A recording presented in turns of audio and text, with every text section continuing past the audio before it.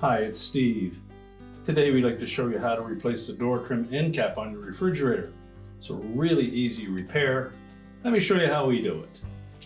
Now to do this repair, we'll open the refrigerator up. We'll remove any items that are on that lower shelf.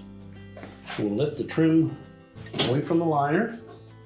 Now to replace the end cap, well, first of all, make sure that the end of that trim is not damaged. And you may want to just depress the metal just a bit so that it grips the two little stops on that end cap. So just slide that into place.